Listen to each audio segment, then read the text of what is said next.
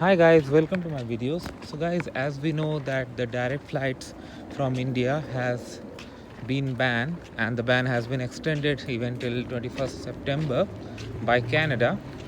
So a lot of people are asking, like, is there any way still they can come in, especially from India, because many people are stranded there.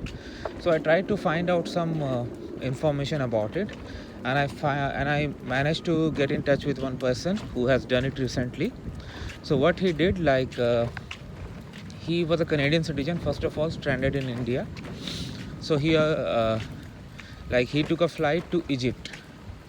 He applied for some entry permit, some visa for Egypt, and he got it very easily because he had Canadian passport. So he went to Cairo. He booked a hotel over there. So there in the hotel itself, the staff arranged for his RT-PCR test. Once it was done, then he got another flight from Cairo to Canada.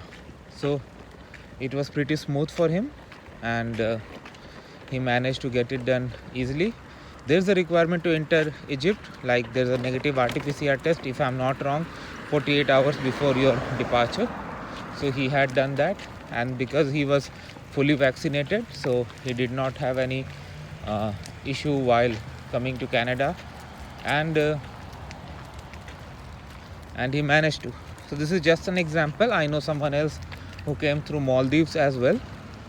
So having said that, I can understand, like, using these alternative routes may not be suitable for many people, because first of all, it just doesn't take time. It requires more finance as well, and arranging such a high amount may not be suitable for everyone in every case. So I mean, it may not be possible for others. So I would not comment more about it, because every case is different. But I just shared the experience of one of the guys who came in.